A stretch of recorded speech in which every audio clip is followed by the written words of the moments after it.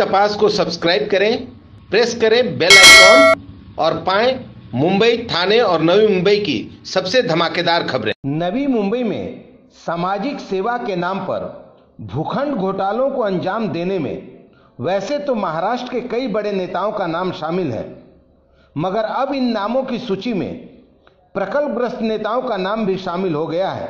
नवी मुंबई में भूखंड का श्रीखंड लूटने के अंतर्गत सिडको कुछ प्रभावशाली नेताओं, उद्योगपतियों और भवन निर्माताओं के बीच एक ऐसा गठजोड़ स्थापित है कि सरकारी तिजोरी को हजारों करोड़ का नुकसान पहुंचाकर यह गठजोड़ अपनी तिजोरी भरने में पूरी तरह कामयाब हो रहा है। भूखंड का श्रीखंड लूटने की साजिश में जो सबसे बड़ा नुकसान आम नवी मुंबई के रहवासियों को हो रहा है, वह महंगी शिक्षा और महंगी चिकित्सा व्यवस्था से जुड़ी है। नवी मुंबई के नागरिकों को बेहद सस्ते दर पर शिक्षण और स्वास्थ्य की सुविधा उपलब्ध कराने के उद्देश्य से सिडको ने लगभग 800 सामाजिक संस्थाओं को बेहद ही रियायती दर पर बड़े बड़े भूखंडों का आवंटन किया है। इस आवंटन के करारनामे में इस बात का साफ जिक्र है कि यह सामाजिक संस्थाएं बिना नफा और नुकसान के आधार पर यहां शिक्षण और स्वास्थ्य की सुविधा लोगों को उपलब्ध कराएंगी। मतलब साफ है कि इन संस्थानों को बेहद ही सस्ते दर पर शिक्षण और स्वास्थ्य की सुविधा उपलब्ध करानी है। मगर आज स्थिति यह है कि आम नवी मुंबई के रहवासियों से निजी स्कूलों और अस्पतालों में शिक्षण और स्वास्थ्य के नाम पर जमकर आर्थिक लूट की जा रही है।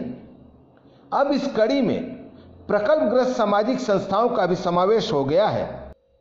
एरोनी सेक्टर 8 में स्थित विग्योर स्कूल रमाकांत महात्रे की प्रकल्पग्रस्त सामाजिक संस्था के नाम पर आवंटित भूखंड पर स्थापित है।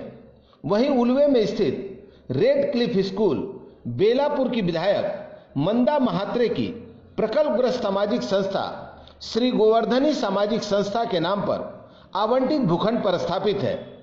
आज इन दोनों स्कूलों की फीस इतनी ज्यादा है कि सामान्य लोग इस फीस को भर पाने में असमर्थ हैं। कुछ अन्य प्रकल्पग्रस्त नेताओं की माने तो यह पूरी तरीके से सिडको के करारनामे की शर्तों का उल्लंघन है, क्योंकि इन दोनों ही स्कूलों की स्थापना सिडको के निर्धारित शर्तों के विरोध में की गई है।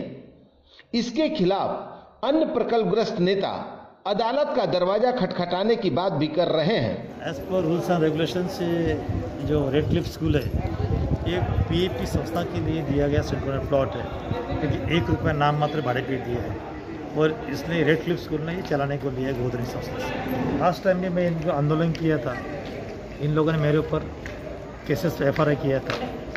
आज भी वो भी चांसेस थी, लेकिन हम लोगों की तरफ से जैसे कितने भी केसेस हुए तो हम लोग पीछे हटने वाले नहीं है और फाइल और काइंड इन्फॉर्मेशन हम लोग इसके अगेंस्ट हाईकोर्ट में पिटीशन दाखिल करने वाले हैं। ये जो स्कूल का प्लॉट दिया है प्रकल्पग्रस्त के संस्था के नाम पे के दिया है, ये मंदा महात्रे जो बीजेपी के आमदार है, मंदा महात्रे मैडम, उनके संस्था को दिया है। लेकिन ये प्रकल्पग्रस्त के संस्था के लिए स्कूल के लिए प्लॉट दिया है ऐसा करके। और इन्होंने क्या किया, रेड क्लिफ के लिए रॉयल्टी पे रेड क्लिफ स्कूल को चलाने के लिए दिया। तो ये भी गलत बात है ना।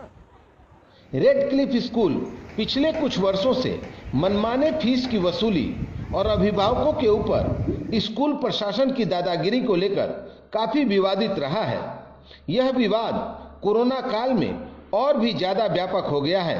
अभिभावकों की माने तो रेड क्लिफ स्कूल के द्वारा उनका आर्थिक शोषण किया जा रहा है और विरोध करने वाले अभिभावकों को यह धमकी दी जाती है कि उनके बच्चों को या तो फेल कर दिया जाएगा या अनुशासन का बहाना बनाकर उनको स्कूल से निकाल दिया जाएगा।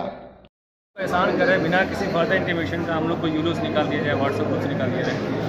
पूरा फीस जमा करने के बाद देने के बाद भी without any prior call, without any prior intimation, they are just throwing us out from the group. And you know the kind of crucial time is going on कि अभी एग्जाम चल रहा है, 20 एग्जाम में बच्चों को निकाल दे रहे हैं कि आपको एग्जाम में नहीं बैठने दिया जा रहा, कुछ नहीं दिया। तो अभी अपना जॉब छोड़ के सब वही सेटल करने के आ रहे हैं। दादागिरी है सर, पूरी तरीके से दादागिरी है, पूरी तरीके से दादागिरी है और कुछ नहीं कर सकते। एक्चुअली आज जो है बच्चों का एग्ज़ाम था, ऑलरेडी उनको उलो ऐप से ग्रुप से निकाल दिया, तो एग्ज़ाम देने में प्रॉब्लम हो रही थी। रेड क्लिफ और विग्योर स्कूल की स्थापना के दौरान जिस तरीके से सिडको के करारनामे की शर्तों का उल्लंघन किया गया है, उससे यह स्पष्ट होता है कि सिडको ने कुछ प्रभावशाली लोगों के साथ मिलकर आम लोगों को राहत देने के नाम पर लगभग 100 हेक्टेयर से ज्यादा क्षेत्र के भूखंड घोटालों को अंजाम दिया है।